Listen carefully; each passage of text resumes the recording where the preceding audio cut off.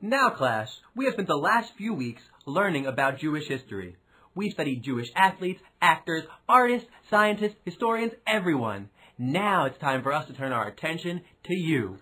Oh, history's boring. You expect me to bear through all this boring stuff? Who cares about the past?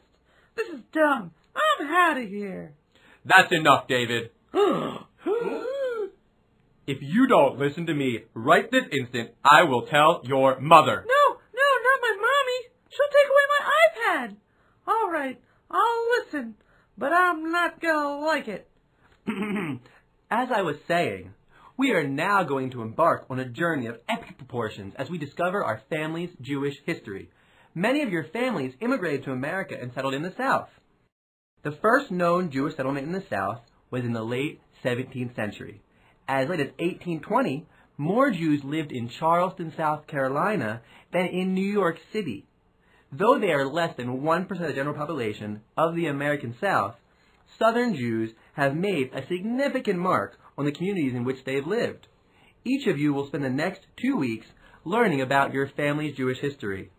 After you all finish researching, you will present your discoveries to the class. Laura Brustein, can I present my project first, please? I really wanna. Of course, David. Yippee! Alpaca your bags. We're going on a trip to where the story of my family begins, in Savannah, Georgia, in the 1770s. My great-great-great-grandfather was Mordecai Sheftel. He was born in Savannah, Georgia, and grew up to become a prominent merchant in the town. Before the Revolutionary War, I served as the chair of Savannah's rebel committee against the British. During the war, I served in the Continental Army, where I became the highest-ranking Jewish officer. My son, Sheftel, fought alongside me. In late 1778, the British conquered our city, and many of our fellow Jewish residents fled to Charleston, or further north to Philadelphia, in order to escape. We stayed back, however, because, like our Jewish heritage taught us, liberty is a very noble cause, something all of humanity deserves. Look, Dad, the British are coming to town. We have to get out of here, or else they'll punish us for being with the rebels. Okay, let's get out of here. This back alley should be perfect. Hey, you two dirty rebels! Where are you going? Quick, son, run!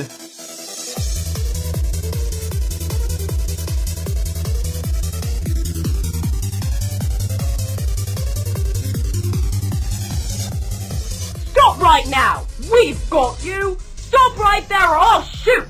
You two are coming with us! You've got us. We'll go to your lousy prison ship. We'll go, but we won't like it. Sheftel and I were caught trying to escape the British and help the noble cause of liberty.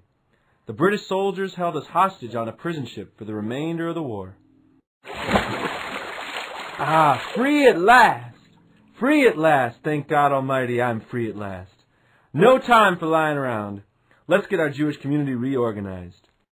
After the war, my family became some of the most important rebuilders of the Jewish congregation in Savannah, which fell apart during the pandemonium of the Revolutionary War. In 1789, my brother, Levi Sheftel, wrote a letter to our new magnificent President, George Washington, congratulating him on behalf of the entire congregation. To the esteemed General Washington, by example you have taught us to endure the ravages of war with manly fortitude, and to enjoy the blessings of peace with reverence to the deity, and benignity and love to our fellow creatures. May the great Author of worlds grant you all happiness, an uninterrupted series of health, addition of years to the number of your days, and a continuance of guardianship to that freedom, which, under the auspices of heaven, your magnanimity and wisdom have given these states. President Washington honored us by immediately responding to the entire congregation of Savannah.